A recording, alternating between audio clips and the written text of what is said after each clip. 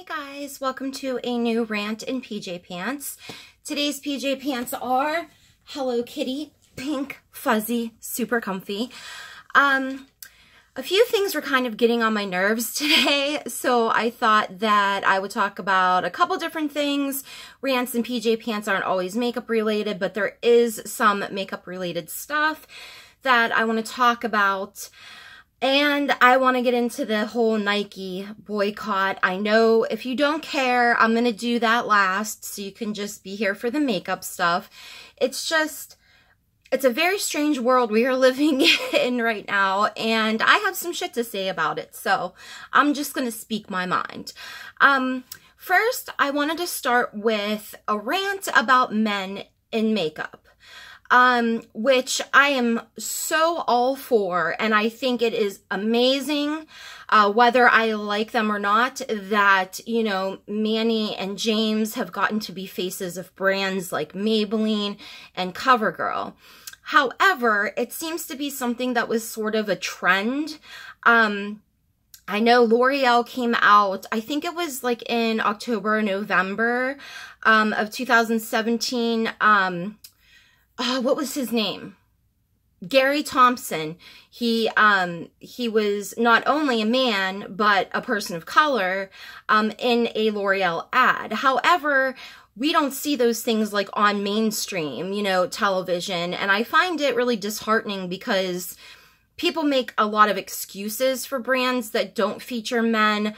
One of the big ones being Huda Beauty because, and I have said this in my slaying shade on her, that perhaps she doesn't use men in makeup because homosexuality is illegal in Dubai, but she is a huge brand, and not everybody that is a man that's into makeup is gay. So I don't think that that's an excuse for it, and it just kind of bugs me because I'd like to see more men.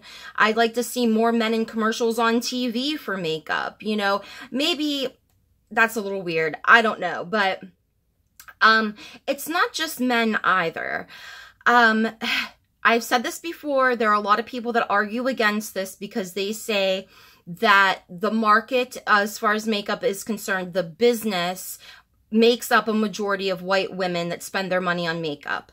I had two links that I linked in a previous video, and I'll try to find them again, that prove that that is wrong. It is not, I mean, that is correct that there are more white women, but the market is there for people of color. It's just that they don't have as many options. And they say that makeup in deeper shades is harder to make and more expensive. These articles debunked that as well. And it's just really sad to see all of these brands and all of these campaigns with like the same three looking women, you know? And I wonder why we can't just get there by now to where it isn't surprising to see a person of color or a man in makeup. And I feel like a couple of these brands possibly took advantage of the fact, well, did take advantage of the fact that Manny got popular and James got popular and they're boys in makeup and, oh, this is like marketable. But they don't really care, you know, about what it could do, how it could help. And it makes me sad. I actually just saw an article this morning that said that companies, like various brands, that they don't use people with disabilities in ads because studies show that that makes people feel uncomfortable. Having a sister that was born with spina bifida, that deeply bothers me as well. When we're talking about exclusivity in makeup, I don't think any of us are just talking about people of color or just men. We're talking about everybody, you know, and maybe people wouldn't feel so uncomfortable if that's the case, if they saw people with disabilities more often, you know. And I'm not saying that that wouldn't make somebody uncomfortable. I think for me, because I grew up with my sister, she went to spina bifida camp, all, if not most, or most, if not all of her friends had spina bifida. I was around that, you know, and I can remember being, I was probably like 7 maybe, and my sister had yet another surgery. I remember being in the hospital. I remember her lying in the hospital bed, and her hair was like really super long then and really dark brown. And I remember going over to her and kind of like rubbing her shoulder. And they took her into a room that was down the hallway, and I could hear her crying and screaming, and oh God, it was awful. And I came out of the room and saw her walking towards me in the hallway. That was one of the most inspirational, like, greatest moments of my entire life. It was absolutely amazing because so many doctors told her that she would not walk. And although she needed braces, you know, she got around, you know, fine. Our high school was a junior high and it was a junior senior high school. Let me get a little comfier here. My back is like killing me today. I'm like so old that I woke up with my back hurting from sleeping. But anyway, so I remember like, so she was in 12th grade. I was in like 7th grade or 8th grade. And I can remember this kid, Lou, because he was in my grade. My sister was like walking down the hallway this way. I'm going this way. And it was, I think, at the end of the day. And Lou was behind her, was like, hurry up, and pushed her up against the locker. I swung around so fast and grabbed that motherfucker and like pushed him in the lockers. And I was just like, what is wrong with you? You know, and I ended up getting 2 Saturday detentions. But I've always been very protective of her. And the whole point is that I don't feel uncomfortable. I could understand maybe why other people would. I'm not saying that you're a horrible person if you are. I just think it would be nice to see so many different types of people in these makeup campaigns, you know? So that is one rant. And the next one is on this whole Nike boycott. If you don't know, Nike worked with Colin Kaepernick and Twitter exploded. Nike's getting all this backlash because they think that Kaepernick is anti-American and all this bullshit. So I had tweeted, you know, there's companies that don't pay their employees a living wage. There's companies that don't offer benefits. You know, there's companies that, you know, donate to these fanatical groups, and everybody gets upset when a brand is working with a strong black man that stood up for something or knelt down for something that is very close to him, something that he cares about. And just because some people may not understand it, I don't think it's a reason to be like, oh, he's anti-American and boycott Nike and all this crap. So this girl had tweeted at me and said, yeah, but Nike has, you know, like sweatshops and like all this kind of stuff. I'm like, yeah, like that's a reason to boycott a brand, but that's not why people are boycotting a brand. Do you know what I mean? And I think, you know, it's so weird to me to have people think that kneeling for the anthem is anti-American when, or not patriotic, God, when we have a White House in shambles, we are ruining relations with other nations, and people are focusing on this. Now, I care about a whole bunch of different things all at the same time, so I'm not saying people are like totally distracted by this, but out of the grand scope of things, this is fucking stupid. And it breaks my heart that people can't see the other side. It's okay if you disagree with me. It's okay that we have different opinions. But when you start to silence the other side, and this goes for all sides of the political spectrum, when you start to silence the other side, that gets dangerous. Just because you don't have the same opinion doesn't mean somebody shouldn't have the freedom to express themselves and to speak on what they want, you know?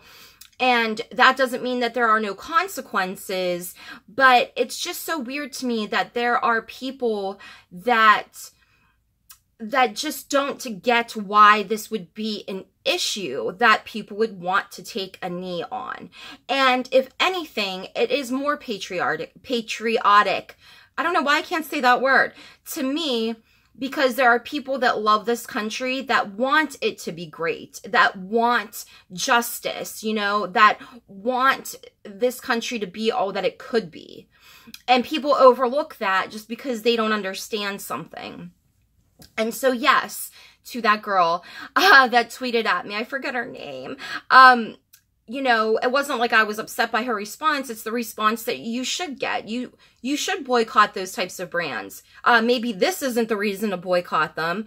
It's just so weird to me because, I mean, I'm trying to think, like, if Alex Jones were the face of some brand, maybe I wouldn't buy it because I just don't like Alex Jones, but I'm not going to be some fucking Twitter warrior, which half of these people are probably wearing fucking Nike anyway while they're doing hashtag boycott Nike. You know how people are. It's just ridiculous. You know what I mean? And it's sad to me because, he is an amazing athlete and he has been going through so much bullshit for something that should have been celebrated. And it's weird to me because a lot of people that are having these tweets of boycotting Nike are saying some disgusting fucking things. But if you want, you know, and they don't think about how they're going to feel, you know, people, all the whole boycott things, it's crazy to me. Yes, I don't purchase from brands if, you know, ethically I don't like them, or if, you know, I try to be cruelty free as much as I can. So those are personal reasons, you know, but, this man deserves to fucking play football and have a career, period. And when you start to take away those things from people on the other side, they're going to be taken away from your side as well, you know? And I don't think people really grasp that. It's all about freedom of speech until somebody says something that you don't like.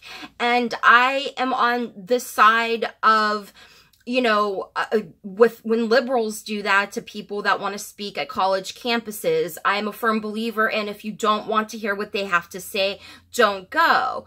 I also understand that hate speech can bring, it can bring some dangerous things along with it. So I get where they're coming from, but I feel like, as much as I hate saying SJW, you see a lot of these people on their keyboards and they're tweeting about things, but they're not doing anything. You know what I mean? Like, you can buy a t-shirt to support Black Lives Matter. You could, you know, do a lot of things, you know, go volunteer in your community, you know, go help people that are in need, you know, and instead of having these big demonstrations and having to post all about it all over Twitter, you know, each of us could do a little bit of good. I just hate to see a country so divided over something like this.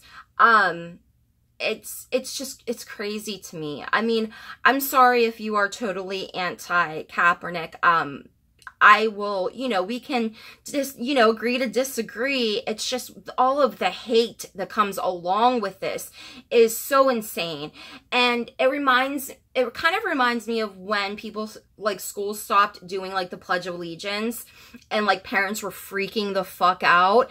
And it's like, they don't know that that was specifically written to sell flags to schools, that under God was not even in it until the mid-50s. Like, and when you tell somebody that, they don't want to believe it, but there are things that are facts, whether you like them or not. And just like this country was not founded upon Christianity. Well, we could get into that because it is and it isn't. But anyway, but my point being that, you know, these things that people are taking so seriously, like the anthem, like the pledge, they were meaningless. They were for a purpose, like to sell flags. So it's like, why are you taking so much pride in, like, these meaningless things when you could be taking pride in the fact that you have people in this country that want to stick up for other people, that want to be heard just as badly as you want to be heard. So, I mean, it would just be nice if people had some goddamn empathy and compassion for other people. It's just, the whole thing's just kind of getting on my nerves. So, I don't know. That's pretty much all I have for today. I'm just a little disgusted with our country. And I can say that because I love our country. It's great. But we have a whole lot of fucking issues. And this whole civil divide is doing so much harm for our country. And we look so stupid and we look so weak and we look just awful that you would think that we would all want everyone to work together. Regardless, there has to be a happy medium somewhere. And for people to disagree, that's one thing, but for people to be physically violent and vile towards each other, I mean, it's, do people not realize what they're doing to each other is also going to affect themselves, you know? So that's my little soapbox moment for today. Sorry it wasn't too much makeup related, but I just had to get this out there. Like I said, if you agree with me, if you disagree with me, it is totally okay. I would love to have a debate in the comments because healthy debates are good. I may see more of where you are coming from the other side of things. The one thing that I hate is the what about stuff. Well, what about this? Well, what about that? Well, why can't we talk about this specific thing, you know? So that would be nice, you know, if you guys want to join in a conversation down below, that's great. If you stuck around this long, thank you. Thanks for watching and subscribing. I do have a Nikki Tutorials and Emma Chamberlain and Morphe brushes, slaying shades on the way. So we will get back into the more makeup shade aspect of things, but I just kind of wanted to say my piece. So I appreciate you guys, and follow me on Twitter if you want to. Love and hugs. Bye.